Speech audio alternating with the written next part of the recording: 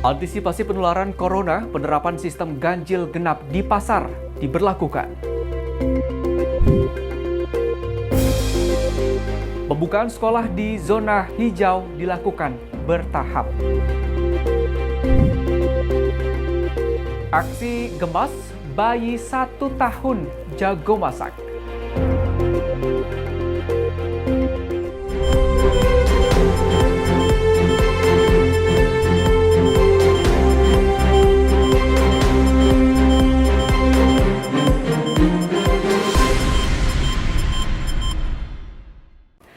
Halo, selamat petang perempuan hebat, sudah pukul 18.30, itu artinya My News kembali hadir menjumpai Anda. Beragam informasi terkini, viral, dan kabar selebriti telah kami persiapkan untuk Anda selama 30 menit ke depan.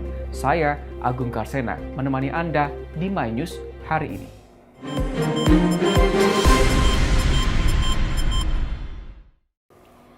Ini dia informasi pertama kita, perempuan hebat sempat ditutup sementara demi membatasi penyebaran virus corona. Sebanyak 80 mal di Jakarta kembali beroperasi sejak Senin 15 Juni kemarin. Lalu, bagaimana reaksi masyarakat dengan dibukanya kembali mal dan ruang publik tersebut? Berikut kita simak bersama. Sejak Senin 15 Juni kemarin, mal atau pusat perbelanjaan di Jakarta kembali beroperasi di masa PSBB transisi.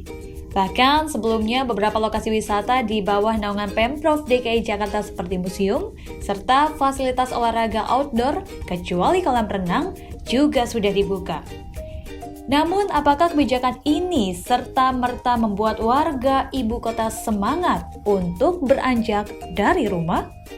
Untuk mall yang udah buka sih antara seneng dan takut juga. Karena meskipun katanya new normal, tapi sebenarnya itu nggak bisa harus new normal. Karena tiap hari aja masih 1.000 gitu yang bertambah. Tapi mall udah pada buka karena alasannya ekonomi ya. Tapi ya mau gimana, emang dari pemerintah udah mengizinkan untuk buka, ya udah. Kita mungkin sebagai masyarakat cuman dari diri kita aja, kita mau atau enggak ikut-ikutan sama mereka yang kumpul-kumpul gitu. Takut sih, karena ternyata kan dengan ada new normal ya, malah kasusnya nggak berkurang, malah kayak makin banyak deh. Jadi kalau gue sendiri lebih untuk nggak dulu deh ke mall, ke tempat wisata gitu, kayaknya nggak dulu deh. Pembukaan kembali mal dan lokasi wisata dilakukan agar roda perekonomian bisa kembali bergeliat. Ketegasan pemilik mal dan lokasi wisata dalam memberlakukan protokol kesehatan tetap wajib dilakukan agar pengunjung merasa nyaman dan aman dari potensi penularan COVID-19. Protokol itu meliputi pemakaian masker, jarak antri minimal 1 meter, suhu tubuh di bawah 37,5 derajat, sering cuci tangan pakai sabun, hingga pembayaran yang diusahakan cashless. Dari Jakarta, Eva Puspitasari, Ulfa Azhar, MyTV melaporkan. Pemerintah DKI Jakarta telah membuka kembali pasar tradisional dengan sejumlah pembatasan termasuk pemberlakuan sistem ganjil genap lapak pedagang. Pembatasan diberlakukan untuk menekan kepadatan di pasar yang berbahaya saat pandemi. Sistem ganjil genap mulai diberlakukan di kios-kios pasar di wilayah Jakarta guna mencegah penularan corona. Penerapan dilakukan setelah Pemprov DKI Jakarta membuka kembali kegiatan usaha di pasar mulai 15 Juni lalu.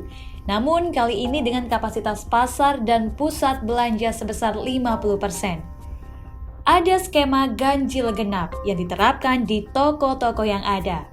Toko bernomor ganjil akan buka di tanggal ganjil, sedangkan toko bernomor genap hanya buka pada tanggal genap. Aturan tersebut pun sudah mulai diterapkan di Pusat Grosir Blok A Tanah Abang, Jakarta Pusat yang kembali dibuka mulai Senin pekan ini. Penerapan ganjil genap juga mulai berlaku di Pasar Jatinegara. Hanya saja masih terjadi penumpukan pedagang di pintu masuk pasar. Sementara itu, di Pasar Perumnas Klender Jakarta Timur, masih ada pedagang yang belum mengikuti aturan tersebut. Aturan ini pun langsung menuai keluhan dari para pedagang pasar yang mengharapkan penerapan aturan secara adil ke semua pedagang yang berjualan di seluruh area pasar, termasuk para pedagang yang tidak memiliki kios. Ada juga pedagang lainnya yang mengeluhkan sistem ganjil genap yang berdampak pada barang dagangan yang belum terjual habis. Tim redaksi MyTV melaporkan. Nah, perempuan hebat berbelanja di pasar yang ramai pastinya menjadi kekhawatiran tersendiri bagi pedagang dan juga para pembeli. Berikut ini kami bagikan tips agar Anda tetap aman berbelanja di pasar tradisional saat pandemi COVID-19.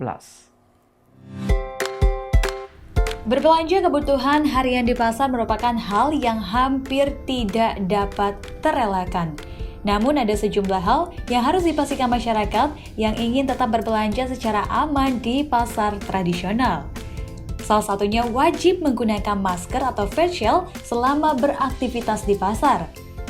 Masker atau face shield yang dipakai diharapkan tidak dinaik turunkan, apalagi menggunakan tangan yang sedang dalam keadaan kotor. Selain itu, masyarakat juga dihimbau untuk tidak menyentuh area wajah dan lebih sering mencuci tangan dengan sabun. Mengacu pada surat edaran Menteri Perdagangan tentang pasar yang beradaptasi dengan kebiasaan baru, pedagang yang boleh beraktivitas di pasar adalah mereka yang memiliki suhu di bawah 37,3 derajat Celcius. Selain itu, orang dengan gangguan pernafasan seperti batuk dan flu dianjurkan tidak masuk ke dalam pasar. Sebab, resiko untuk terpapar COVID-19 akan menjadi lebih tinggi. Para pedagang wajib menjaga kebersihan masing-masing kios atau lapak dan sarana umum seperti toilet, tempat parkir, dan juga tempat pembuangan sampah. Informasi selanjutnya, perempuan hebat pemerintah akan kembali membuka kegiatan belajar mengajar untuk daerah zona hijau COVID-19. Pembukaan dilakukan secara bertahap sesuai jenjang pendidikan dengan penerapan protokol kesehatan yang ketat. Kementerian Pendidikan dan Kebudayaan Nadiem Makarim telah mengumumkan tahapan pembukaan sekolah selama masa transisi menuju new normal di masa pandemi virus corona. Tahap pertama, pembukaan sekolah akan berlangsung selama 2 bulan, yakni Juli dan Agustus 2020. Jenjang pendidikan yang diperbolehkan dibuka yaitu SMA, SMK, dan SMP. Pada tahapan ini diberlakukan pembatasan jumlah siswa dalam satu kelas. Ada beberapa restriksi yang diberlakukan di masa ini, yaitu maksimal 18 peserta per kelas untuk SD dan tingkat menengah. Pada masa transisi di tahap ini, semua aktivitas peserta didik akan dibatasi. Di sekolah, siswa hanya diperbolehkan di dalam kelas untuk belajar dan langsung pulang setelah selesai. Aktivitas di kantin seperti berkumpul tidak diperkenankan, begitu pula kegiatan olahraga dan ekstrakurikuler juga belum diperbolehkan selama masa transisi. Setelah tahapan pertama, selama 2 bulan dan wilayah tercatat masih dalam zona hijau, maka dilanjutkan dengan tahapan kedua, masa new normal. Pada tahapan ini, satuan pendidikan yang boleh dibuka kembali yaitu SD, MI, dan SLP. Sementara untuk pendidikan anak usia dini adalah jenjang yang paling akhir dibuka untuk kegiatan belajar secara tatap muka. Hal ini dilakukan karena anak-anak di usia dini masih sulit menjaga jarak untuk mencegah virus corona. Pemerintah juga memberikan kebebasan kepada sekolah untuk mengatur peserta didik yang masuk. Tim redaksi MyTV melaporkan.